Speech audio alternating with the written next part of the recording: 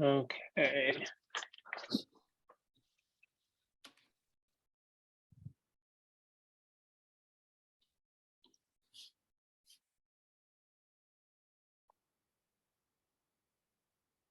So we can go ahead and get rolling. Trupti will not be here. Bill will not be here. Rod and Lucas should be here. But we'll keep going. And tonight's meeting should be fairly short. We had one thing taken off the agenda at the last minute, but I need a motion to approve the agenda in a second. Motion to approve the agenda. Second motion. Okay, that's agreed to. Any corrections or amendments to the previous meeting's minutes? No, sir.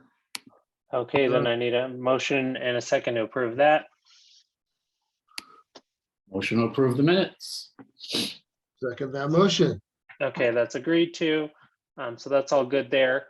We'll go ahead and open it up to public comment. I see you there, Jamie Chesser. I don't know if we've been introduced or not before, but now's the moment for public comment. If you had anything for the land use committee you wanted to bring up or share, or questions, comments, concerns. Hi. Yeah, I think we've met just one other time. And I just want, more than anything, was showing up out of support for the letter, honestly, and to hear discussion around that. And I know that there's been a lot of work around that letter, and was really obviously disappointed to see it and then see Amanda's, Councilwoman Sandoval's response. So yeah, more than anything, just showing up in support of that and just hearing all of the things that are going on, because I know you all are always busy. Well, thank you, Jamie. We appreciate that. We are going to discuss it in a little more detail when we get to new business.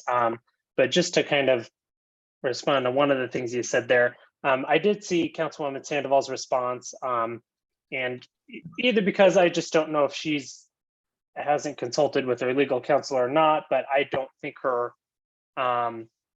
response is correct that City Council has no control over what's going on there. Although the decision may eventually, be up to Dottie to approve or deny specific TIF funding for a specific project. Dottie and CPD are under the control of City Council. They're not independent agencies, and City Council can direct them to do things or to not do things, or to spend money or to not spend money. And so there's many levers there to kind of affect what's going on. But we'll keep going with further discussions on that and see where that goes. But with that, I have public comment going until 6:45 here. I'm going to go ahead and say we just take a 5-minute break here, folks, to see if anybody else rolls in case some people are just running late. That way they're not missing things. So if you want to go take bathroom break, get a drink of water, go ahead and do that. We'll take about 5 or 7 minutes here to just take a break.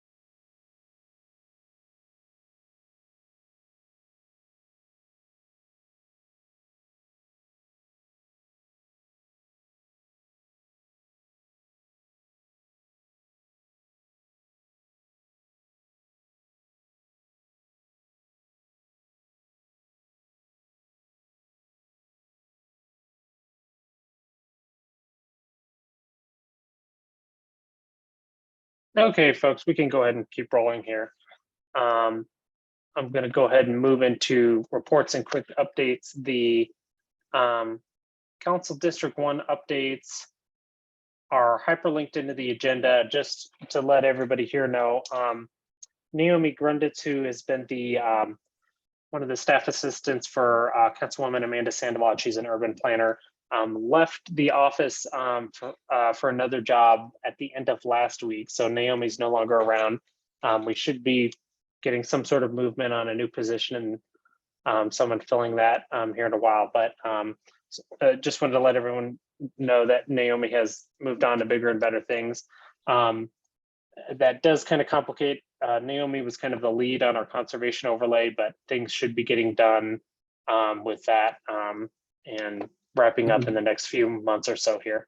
And a generally wonderful person. Yeah, Naomi was really great and super helpful. It's helped us out many a time. So sad to see her go.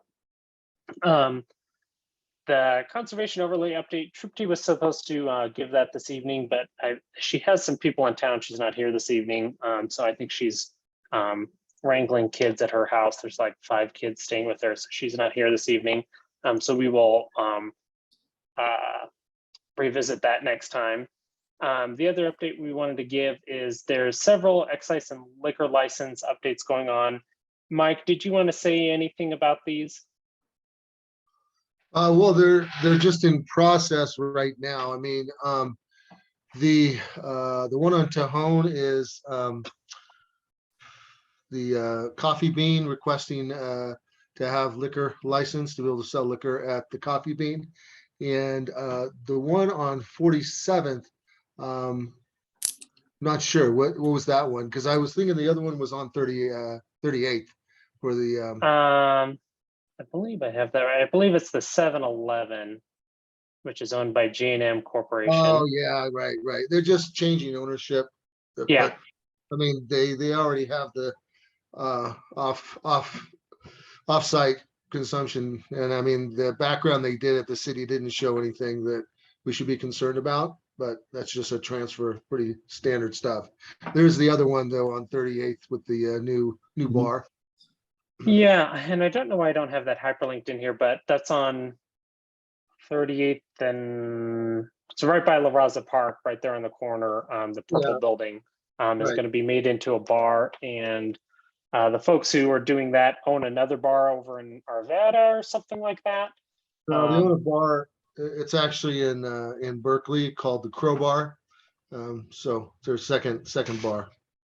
Yeah, so multiple things going on there.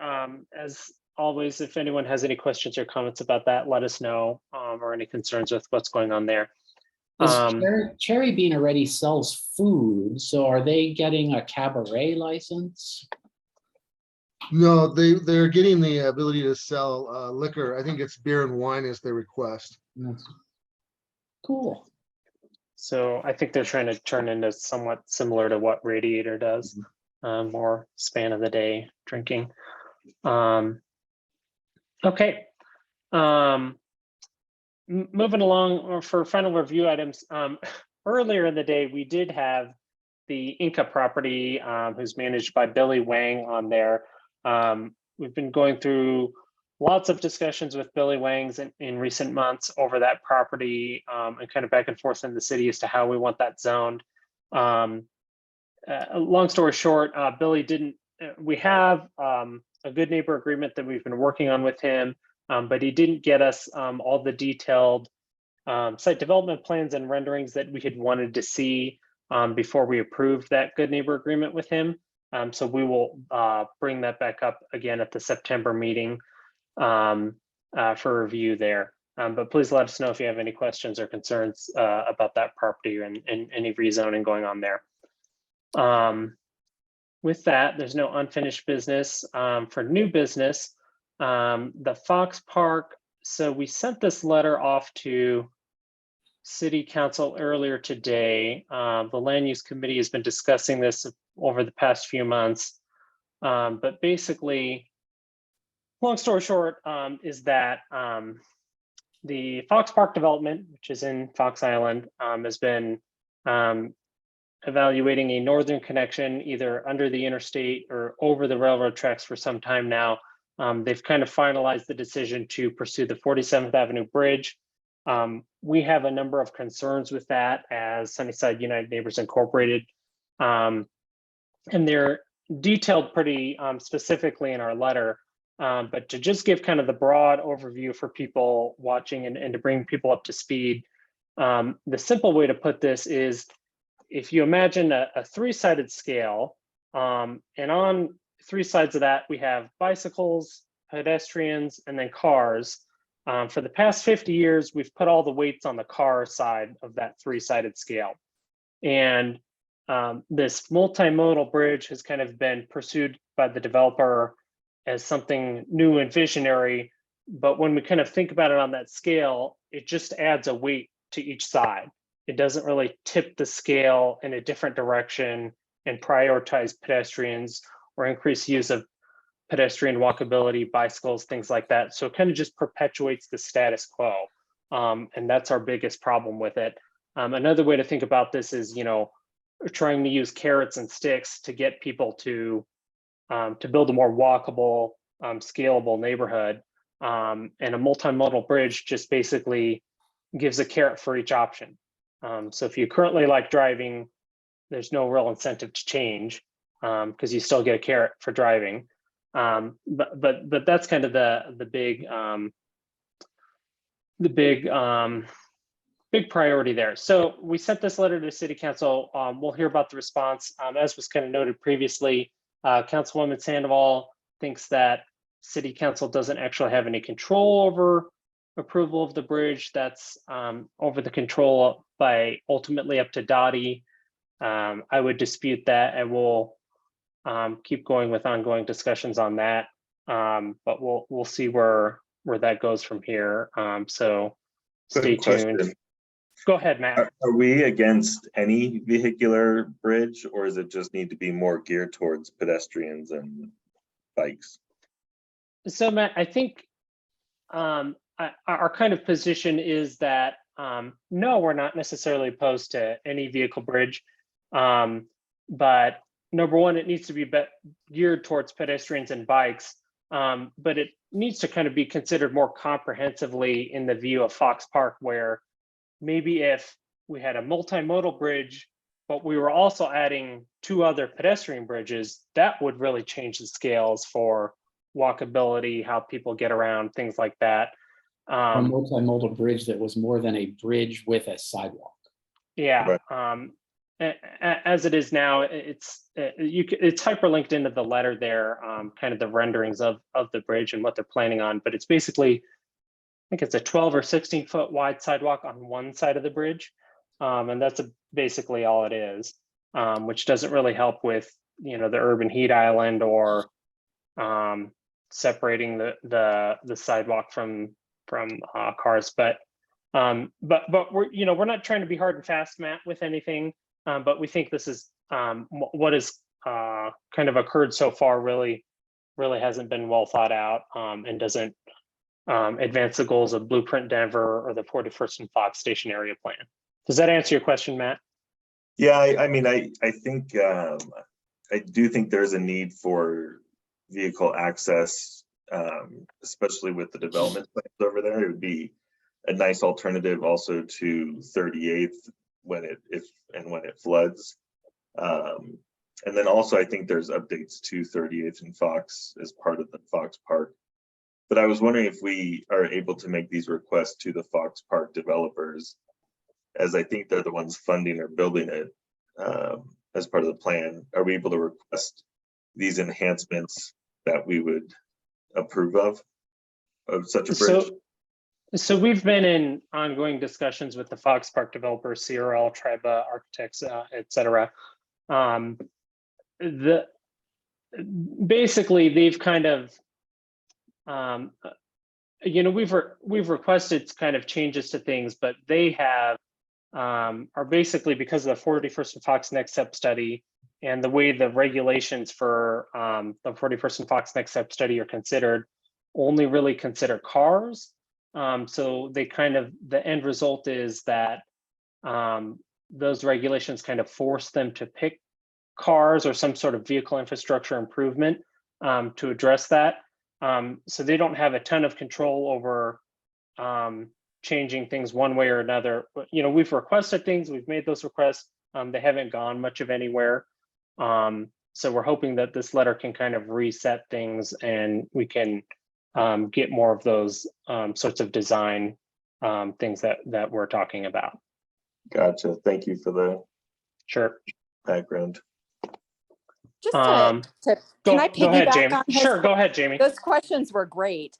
Just to piggyback on that, have we been in touch as a neighborhood association with council or particularly, I guess, Amanda Sandoval when it comes to this development project and like the needs of our community? So we have in certain respects, not in any great detail. We expect to be having kind of a more in-depth discussion coming up soon with them. We have a good relationship with Amanda and we meet regularly with her on a number of other issues, but we haven't yet gotten to kind of the nuts and bolts of this particular project. Now with Fox Park in general, this kind of goes way back to the original TIF funding granted several years ago for this project. So it's kind of a long, complicated history, but we plan to have many discussions with Amanda Sandoval and or Councilwoman Sedabaka about the Fox Park development and what's going on there, because in addition to this bridge, other things have been raised not only by us, but also the people over at Globeville that they would like one of the first things to be built is a grocery store that currently doesn't exist in kind of this neighborhood or in their neighborhood. So kind of in addition to the bridge, some other things with the design and aspects of the Fox Park development are ongoing. Great, thank you for that. Sure. Mike, Jonathan, I know you weren't around for the executive session meeting, but did you guys want to make any comments about this before we kind of move along? No, I'm very frustrated with the city and I should shut up. Okay, Mike, anything? No, I mean, I think we just need to continue to go down the path we're going down. And, you know, it's always this situation that you kind of alluded to, which is, no, it's them, no, it's them, no, it's them. And, you know, it looks to me like, you know, it's kind of Dottie that's going to be the one that's going to decide a lot of this. And so I don't know how we'll have luck in getting a hold of them or not, but Yeah. you know. And for kind of further background with that, Stephen Wilson is the Dottie point person on this. And Stephen actually is a former member of Sunnyside United Neighbors Incorporated, and he lives here in the neighborhood. We have a pretty good relationship with him. So we're kind of trying to continue to discuss things with him. He's not necessarily the lead on this project. He's kind of just the planner that it was handed to. We're kind of continuing those discussions, and hopefully we'll get a little traction here as things move along. With that, I'm going to go back to our anything else? Fox Park Northern Connection? I don't think so. You know, I think something that we could, if you look at the hyperlinked connection study and you scroll down about a third of the way, I'm looking for page numbers, but I don't see page numbers. But there's a cross-section drawing of what the 47th Avenue Bridge will look like. And that is within inches equivalent to the 48th Avenue East-West Bridge that runs on the other side of I-70 there. I'm having computer trouble. Just to share what Jonathan's talking about here. This is basically what the 47th Avenue Bridge would look like. So to get a good idea of what that's going to feel like to use as a pedestrian, go north on Pecos through the traffic circle, hang a right onto 48th and take that over into Globeville and try and use that bridge on a bicycle.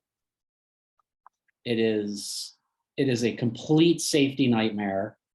It is not wide enough, not safe enough, doesn't have entrance ramps for bikes to get on it, only has a sidewalk on one side. So if you're going the other way on the bridge, you're forced to ride on the incorrect side of traffic. You're forced to violate city laws by riding on a sidewalk instead of riding on a lane.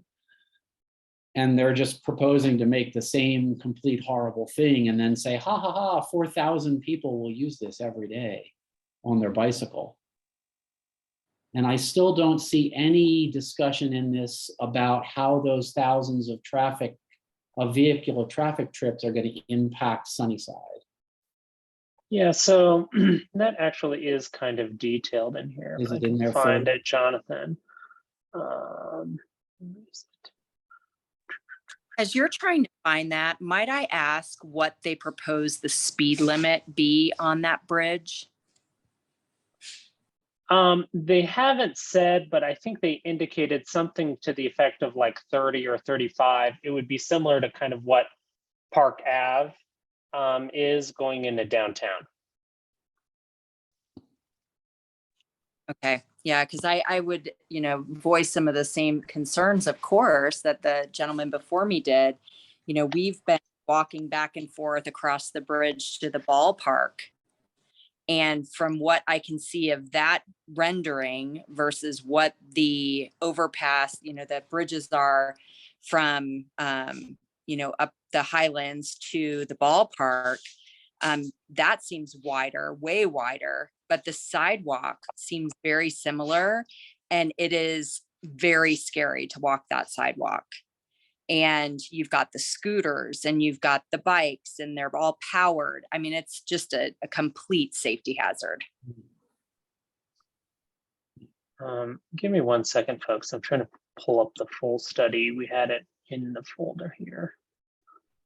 Actually has the And then you look at on their same document, you look at their Huron Street multi-use path, and it's like 4 times as wide, tree lined, bicycles separated from cars by dividers. And then for some reason, as soon as you come into Sunnyside, they're like, hey, you don't need this, you don't need that. It's very frustrating. So obviously we're never going to be able to change their choice, but maybe Sunnyside can convince them to make this a safer, more pleasant route.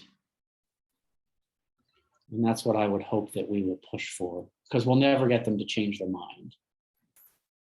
Yeah, I would agree that it lacks a lot of, amenities that are required, I would say, for a modern bridge, multimodal. I just don't want to, I thought we were coming off and saying we don't want a bridge at all.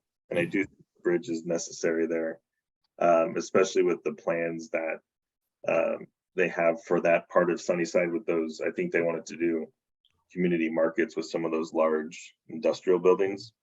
And so connecting that to Fox Park with that measly bridge would be unacceptable in several years.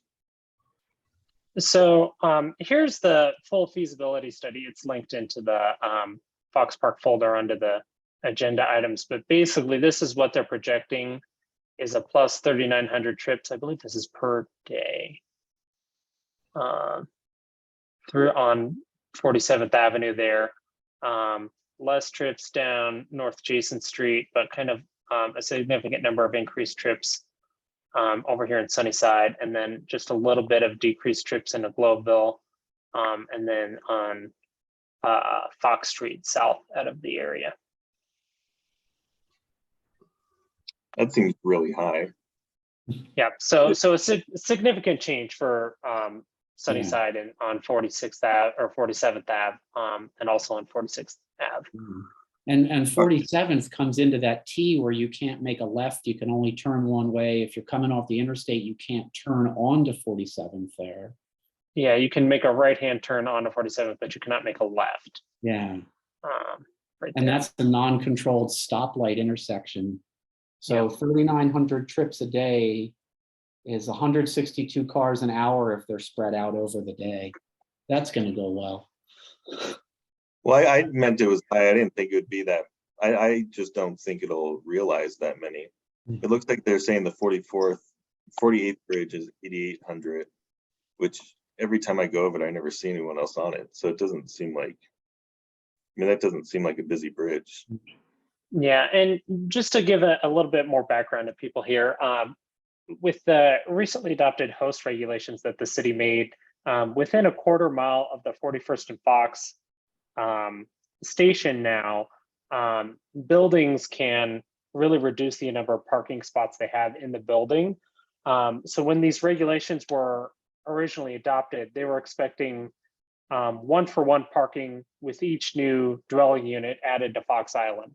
So we're expecting many thousands of dwelling units added.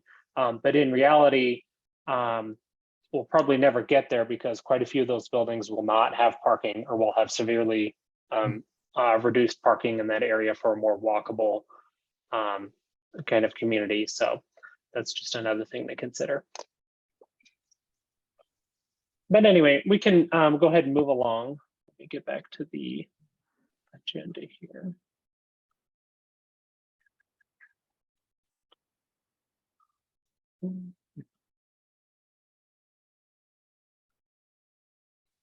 Okay, so the other thing we wanted to discuss here is the near northwest area plan is ongoing. That's expected to kind of keep going and wrap up in the next year and a half here or so. And Trupti can elaborate more on this. She wasn't able to be here this evening.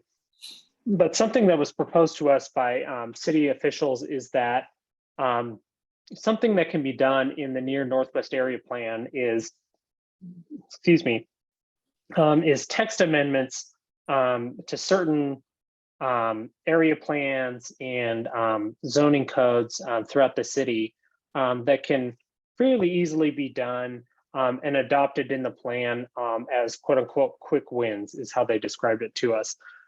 So they put it on us to go back and think about some of the things going on in our community that we could do with these text amendments that would be beneficial to the community. And some of the things brought up by Trupti and others on the steering committee is we've had discussions here previously on the main streets zoning throughout Sunnyside and how we're losing commercial spaces. Something that we have discussed as a group is that we could add to that main streets zoning the DO8 overlay, which is basically the Tennyson Street overlay in Berkeley. That was an overlay, conservation overlay created by them about 10 years ago or so that requires a lot of commercial spaces on kind of those main streets, commercial mixed use zoned areas.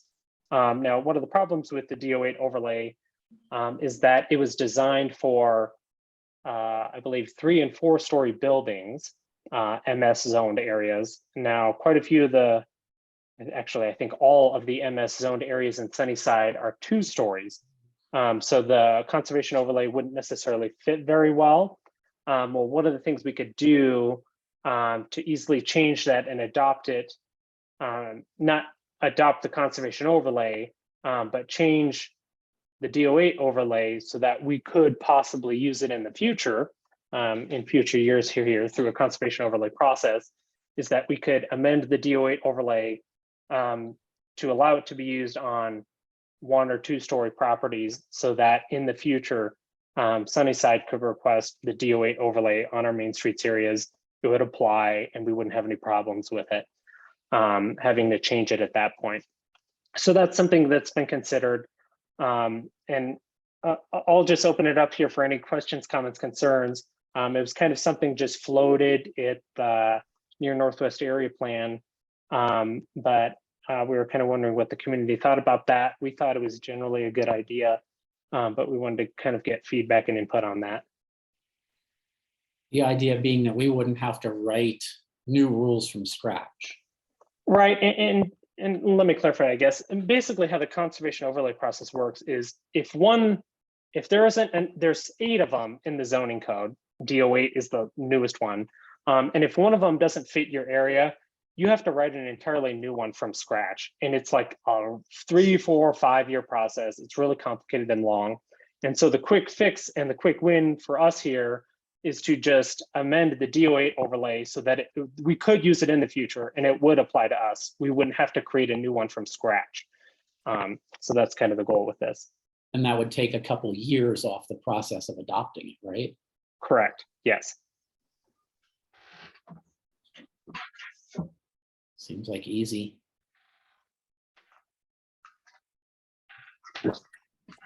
Any questions, Jamie? Questions, comments, Yeah. concerns? I was just going to ask, so when I think about this, I start thinking about the market there, right, at Tejon and 44th that was knocked down, right? And then they're putting up I don't know if it's condos or apartments there. And it will be all residential. So we've lost that commercial space. And I know there's several more spots in the neighborhood that this is happening.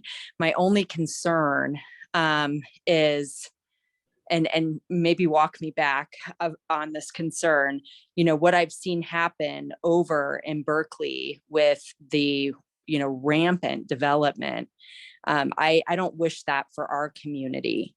So this is something that would, help us along those Main Street corridors by ensuring, like in places where there will be development anyway, ensuring that we have some commercial space, but we wouldn't necessarily be going as high as some of those places in Berkeley. Is that correct? Yeah, so to maybe clarify for you here, Jamie, when we refer to the main streets areas of Sunnyside, we're actually talking about the specific properties in Sunnyside that are already zoned MS. Now, many of them right now are commercial.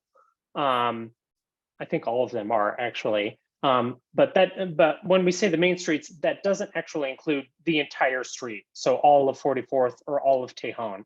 It's just specific commercial properties now. So basically, if we were to use this conservation overlay, it would basically just apply it to only those commercial properties that exist and say, if you do something in the future, you still have to have a commercial space. So it wouldn't allow residential houses or anything like that that are currently on those streets to be torn down and then built up as a commercial space, kind of like what you see on Tennyson and Berkeley, where there's just pretty huge dense development along that street.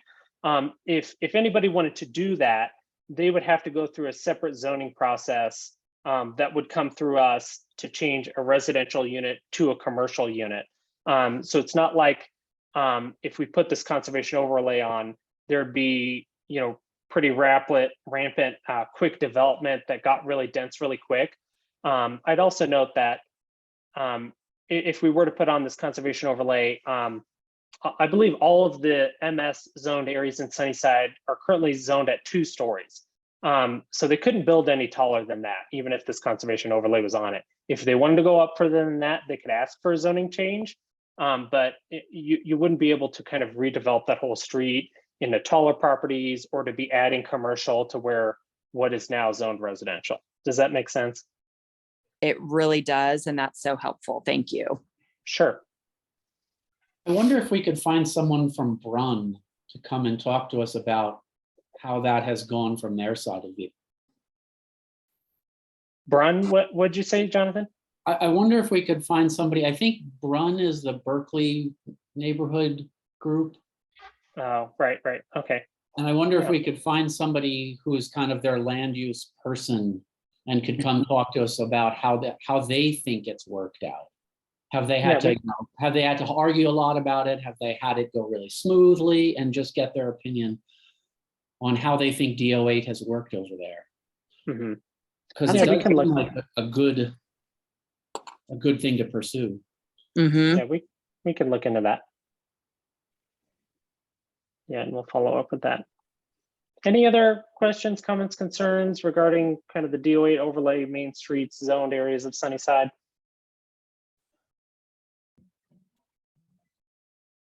Okay, then I'll kind of keep moving on to ADUs, accessory dwelling units. By the way, there's a whole city website with a ton of information on ADUs. It's actually, if I have it correctly, Yeah, we have it hyperlinked into our agenda, every agenda. This is one of the most common questions and inquiries we get at the land use committee is, I'm trying to do an ADU. The city said I need, to contact you first and get a letter of support. But anyway, we do a lot with ADUs. Basically, the consensus has been here, and it is basically across the entire city. This is what it says in Blueprint Denver, is that basically the entire area, the entire city, if it's zoned USU or UTU, it should eventually be zoned to allow for an ADU. Now, there's a significant area of Sunnyside that is already zoned to allow for an ADU. There's kind of a technicality problem with that. There are certain lots although there's many lots in Sunnyside that are zoned to allow for an ADU, but one of the ADU requirements is that the lot be a certain square footage size, and many of the lots in Sunnyside are slightly under that. So even though many lots in Sunnyside are zoned to allow for an ADU, people still have to go through the rezoning process for all of those lots, which is, to give some clarification here, is just ridiculous. Everyone, any problem that any neighbor or anyone might have with an ADU should be addressed with the regulations on how an ADU can be constructed, what size it is, where it can be, blah, blah, blah, all those sorts of things. So nobody here really disputes that. Basically, the entire neighborhood should be zoned to ADUs, should allow for ADUs. You shouldn't need to get a letter of support from us. You shouldn't have to go through the zoning process. It takes 7 to 10 months, and it's an expensive process for just a homeowner to go through on their own, and it's time consuming. And we're trying to be more dense and provide more housing and let people age out of their housing or have their relatives or mother-in-law, what have you, be able to rent out property. So anyway, long story short, something that was suggested to us is that this is another one of those situations where we could do a text amendment in the near Northwest area plan to fix that lot size requirement issue in regards to ADUs, to where people don't have to go through that rezoning process for ADUs for their property. So that was suggested to us, and that's something we're considering. Any questions, comments, concerns with that? I think that's great. No concern. Yeah, and to give a little further background here, a number of neighborhoods in Denver very recently have been completely rezoned, the entire neighborhood, to allow for ADUs, basically without any, not without any exception, but pursuant to the appropriate regulations. So this is something that everyone has wanted. We're trying to get through it. And it's really a waste of our time. It's a waste of city staff's time. It's a waste of homeowners' time to have to go through a rezoning for an ADU. So this is something we want to do, and we think we can get done with the near Northwest area plan. Okay, any further questions with that?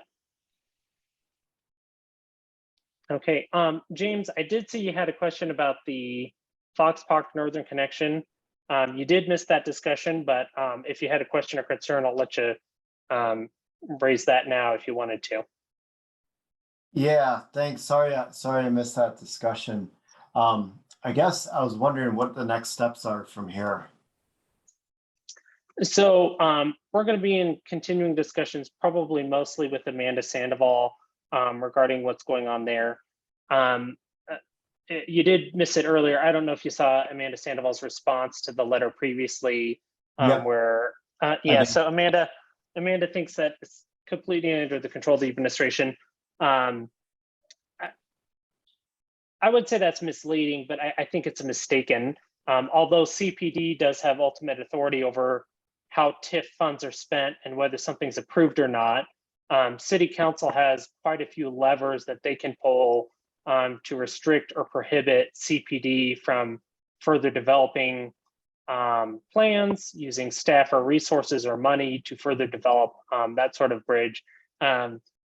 So we think that there are things City Council can do to kind of put pressure on CPD to change directions or reevaluate. So we'll be exploring those. We're also going to be in contact with some people over in Globeville and some other RNOs around the area to see what they have to say. And we've kind of been in preliminary discussions with them, but that's kind of the next steps there. So what is the and I apologize, I've been absent on this issue for a while, but what kind of outreach has this group in particular done to support the voice that it is using to oppose the bridge? I mean, what kind of outreach has been done to the neighborhood outside of the core committee, the core land use committee? Yeah, so we discussed this actually at the January Land Use Committee meeting for a while. And then we also discussed it at the May Land Use Committee meeting for a bit of discussion. And then there's been two meetings with the Fox Park developers, one that occurred over in Globeville and one that occurred here in Sunnyside at the Astalon Recreation Center. I was there, Trupti Suthar was there, and some other members of kind of the Sunnyside neighborhood. And so we kind of saw what was going on there and the interactions with that. We've also been discussing among the land use committee here, kind of best practices when it comes to transportation demand management, urban planning, things of that nature. So that's kind of the background that we got to with getting to where we did. Was there a significant enough number of people in attendance and representative sample on which to base these perspectives? Attendance. I guess I don't know how to answer that question, James. I would say, there's 4,000 to 5,000 residents of Sunnyside, and this committee is put together to represent those interests. We're definitely open to feedback and comments and consideration from the community. But when it comes to everything that we consider, we don't poll the entire community. Yeah, why have we not taken that on if we're going to take such a strong stance on this? So James, I think that maybe something we didn't get across to you and to people in our letter maybe is that we're not against a bridge. We're against a bridge that really only carries cars and has an unsafe sidewalk. We want a true multimodal bridge that's wide and safe and gets bikes and pedestrians in and out, not a skinny sidewalk stuck next to 2 lanes of cars. Yeah, I didn't get that from the letter, and I can get behind that. One of my, and I apologize for, because I was out of the picture for a while, but I sort of always knew that it came down to trips, and it had to be vehicular trips in and out. I just know, and I know that trips can be, via other means as well, whether it be bicycles or pedestrian or whatnot. But I knew there had to be a third vehicular route in and out of Fox Park. So I'm not surprised that it landed there. And then I was surprised that we were opposing a third entry exit point into Fox Park. But it sounds like maybe we're just opposing the type of bridge that will be put in. And that being a poor excuse for a safe pedestrian, bicycle, otherwise route in and out of Fox Park. Is that a fair summation? Yeah, that's correct. And kind of how we described this, James, was that, if we had a multimodal bridge and then other pedestrian connections or some way to really tip the scales to where we're kind of trying to get people out of cars and onto the pedestrian cycling access and really kind of change how things are going with how people get around the area and reducing reliance on vehicles. That's the goal that we're looking for. Okay. Does that cost them a lot more money to build a proper multimodal bridge? Well, know? that's kind of another discussion we had, James. Multimodal is kind of this catchword that's kind of just been loosely thrown around. There really isn't a definition for that. But you know, it would depend on what they come back with. But we're looking for something that kind of changes the balance. As of right now, the bridge is, as it's proposed, is about $38 million. Pedestrian, the pedestrian connections have been estimated at about 6 or 7 million. So depending on what one did, it wouldn't be. And remember, the Fox Park development has, I believe, $190 million in TIF funding for public infrastructure improvements. So it's not out of the question that if we're spending $38 million here, we could also spend $7 million for some sort of pedestrian or bicycle improvements to the area. Okay, that's helpful. I didn't know the TIF was for that much. Okay, so is the argument then against a vehicular bridge through Sunnyside, or is it that with a lack of other ways to connect Sunnyside or other areas for that matter to Fox Park? Can you say that again, James? I didn't really get that. Is the argument that we are against any sort of bridge that would allow vehicles to be on it in and out of Sunnyside? Or is the argument that we're okay, or are we saying we're okay with that bridge, but there's not enough other infrastructure to support pedestrian, bicycle, etc., public transportation access? Well, I guess I would say this, James, we're not going to predetermine outcomes and say the city or the developer absolutely has to do this or absolutely has to do that. But we are saying is that their current proposal definitely isn't adequate for reducing dependence on vehicles, increasing pedestrian access. That could mean there is an eventual vehicle bridge to Sunnyside. If other things were considered, if the bridge was designed in a different way, we're open to that. But as it is now, it doesn't really do what's contemplated in Blueprint Denver or the 41st and Fox Station area plan. I see. That's helpful. Yeah, Okay. so just from my perspective too, I mean, there's a lot of things that are still up in the air here. I think it was pointed out earlier that, the traffic light of 47th coming south on Pecos, there's no, you can't turn left to go on 47th, and there's no like standard light there. So I'm not sure what the other plans are to get stuff through. The other thing was they were talking about speed limits. And I think just, drawing a pretty picture with bicycles and pedestrians on a sidewalk doesn't work. I mean, that's what they're calling multimodal in their design. And so I think we just want to address some of those things and say, what do you guys really want to do here? And what is the purpose of this this bridge, and how is it going to work for everybody involved? I mean, yeah, it could be that it's truly multimodal. Can we have a dedicated bike lane that's protected from traffic and a sidewalk that isn't shared with the bicycles? Or, I don't know where it's going to go, but that's kind of the thought process that we've been going through so far. And why did they choose the bridge? Or maybe there's no answer to this. Why do we suspect they chose the bridge versus the tunnel to it's cheaper. That's pretty much the overwhelming conclusion everyone has made. It's cheaper. Yeah, the bridge is about 38 million. The underpass would be about, I think it was 65 million. Ah, I see. And now, then another thing to kind of throw into the mix here is that there's $1 billion in the infrastructure bill and another $6 billion if the Inflation Reduction Act passes to connect communities that have been previously separated by interstate traffic. So money could be, not I'm necessarily saying $1 billion, but we could get money out of that funding if we were to do something that reconnected communities previously separated by interstates. But a bridge over the railroad track doesn't really meet that because the railroad tracks have always been there.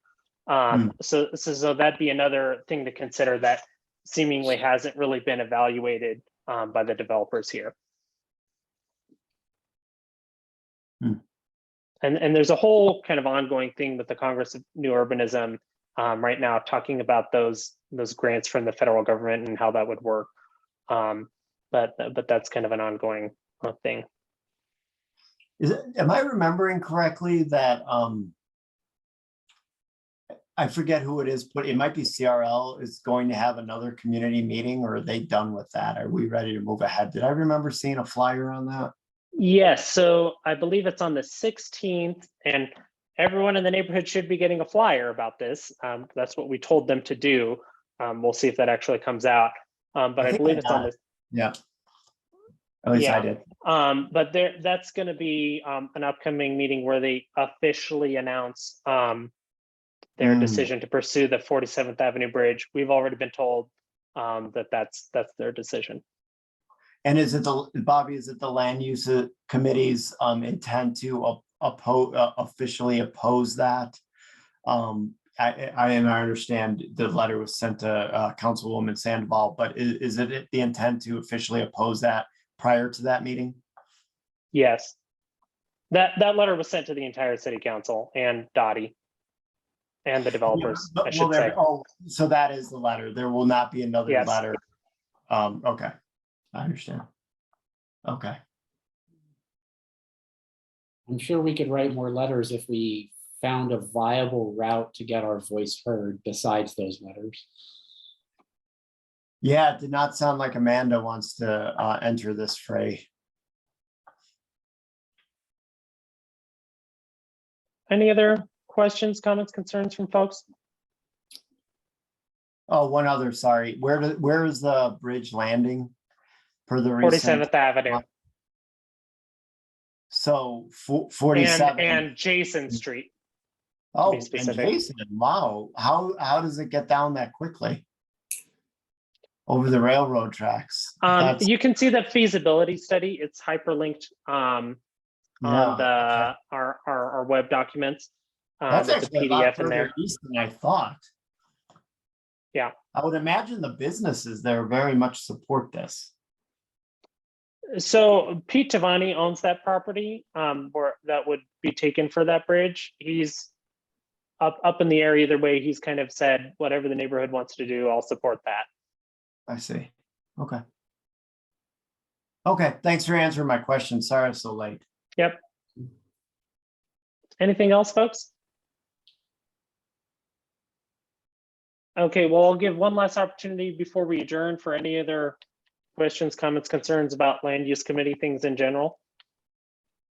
There was a letter from Troop D about Mr. Craig and his properties across the north side that he wants to develop into smaller stuff. Yes, And so he's there, come here before just and generally chatted with us. I'm just wanted to say, I'm hoping we could invite him and get his opinion and hear his ideas in this forum.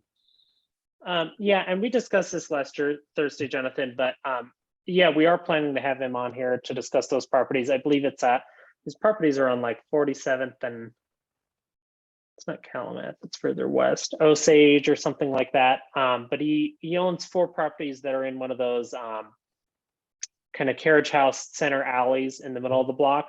And he would like to split them up into smaller properties into a denser area. Basically, as of now, Blueprint Denver, as well as the Sunnyside neighborhood plan, there's no plan support for any of that. It's kind of way out of the blue. So that would be something he'd have to really wait for before there was any city planning support for that. But we're going to have him here to discuss that and kind of also discuss how to get to a greater density with certain things and help enable certain things like that in the future, kind of long-term planning wise.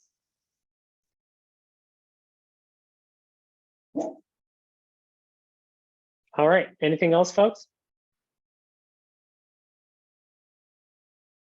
Okay, with that, I will invite a motion to adjourn. Motion to adjourn the meeting. Okay, that's one. Jonathan? Second. All right, that's agreed to. Thank you very much, folks. We will see you next month. Thank you. Take Yeah. care, everyone. Take care. Thank you.